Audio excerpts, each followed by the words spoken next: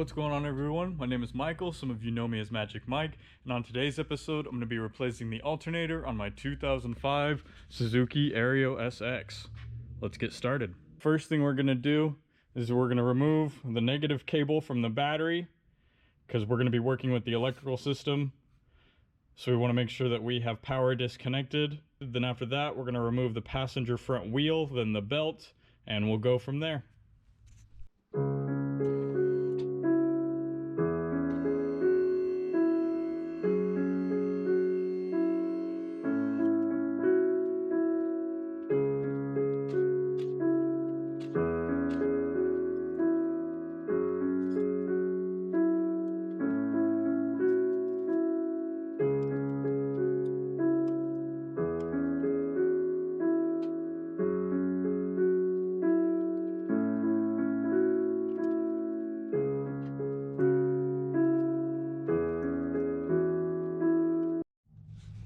And I've got my belt off and I'm just checking it. I'm not seeing any cracks anywhere. Everything looks to be in good condition. I'm not seeing any tears or missing chunks. So I think we'll go ahead and reuse this serpentine belt. All right, so in order to get my belt off, my tensioner is a 14 millimeter. Not sure how well that shows up on camera. 14 millimeter. Turning it to the right gets the belt off, and in a previous video I was getting some noise from one of my pulleys, and I was thinking maybe it was my water pump pulley getting loose, getting worn out. But as of right now, when I check each of these with my hand,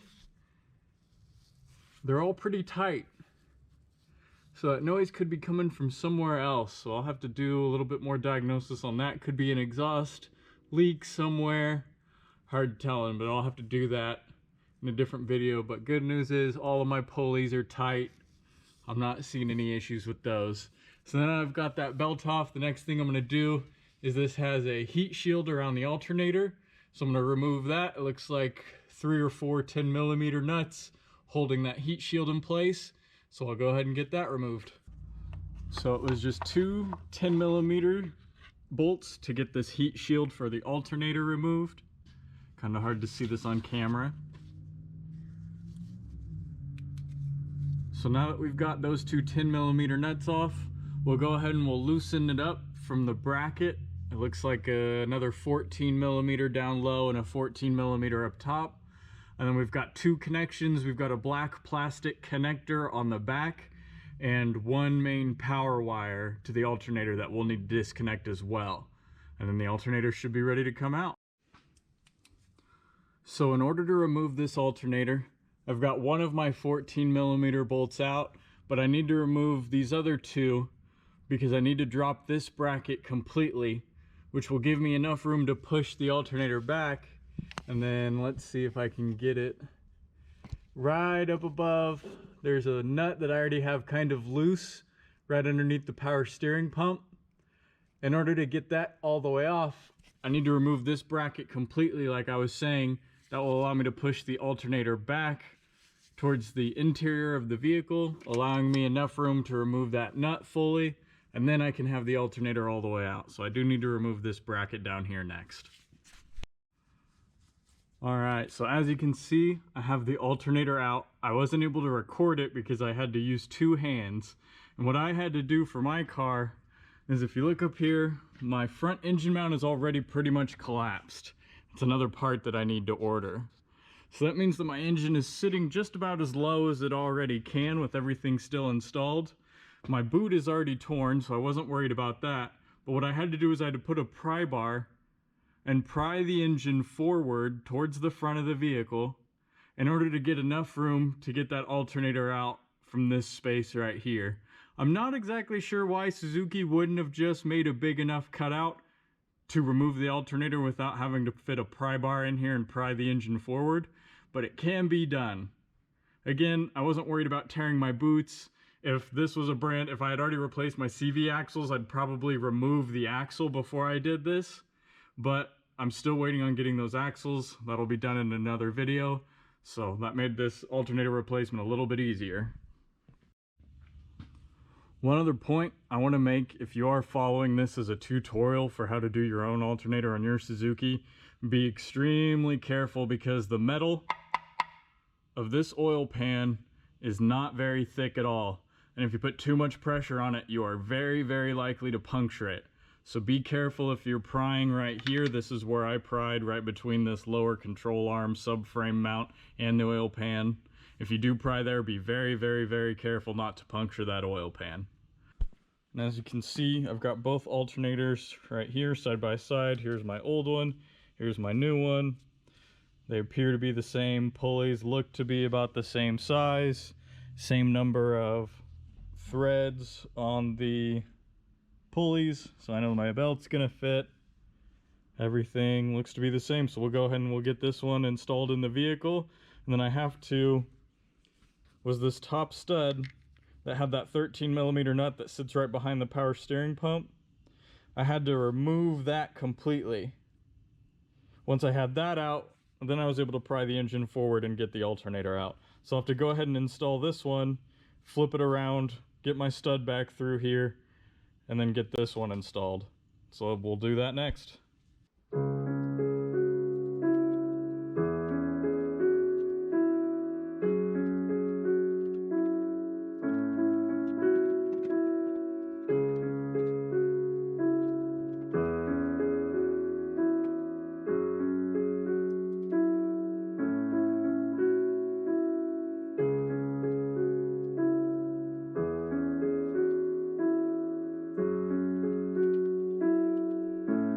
I've got my new alternator sitting in place.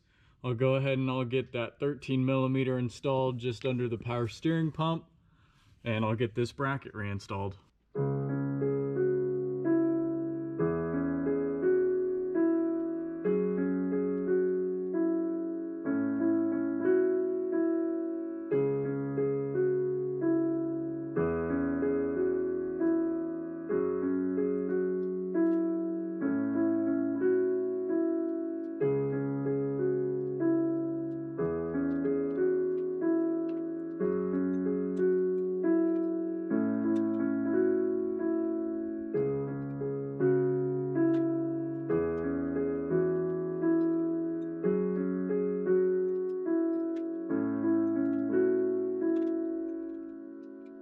Alright, I've got my alternator reinstalled along with the belt and the heat shield. I've got my wires reconnected up on top and all my connections made. So let's lower it back down. We'll put the wheel back on, reconnect the battery, and see if we're charging again.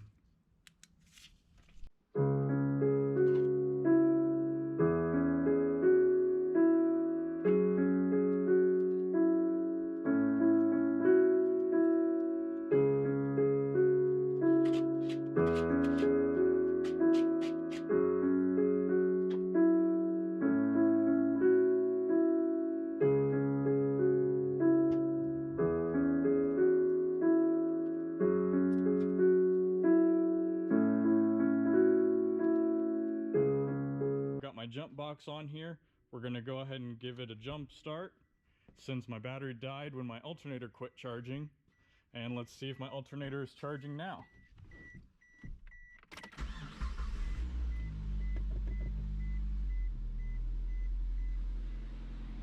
So far so good. Take off the jump box.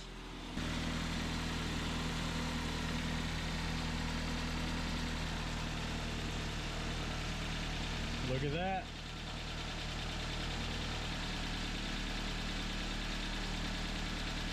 Very nice. We're charging. New alternator's working.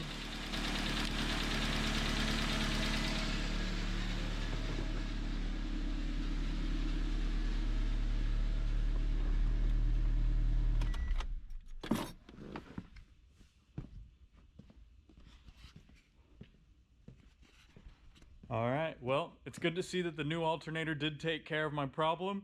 So I'll go ahead and I'll park it back outside for tonight.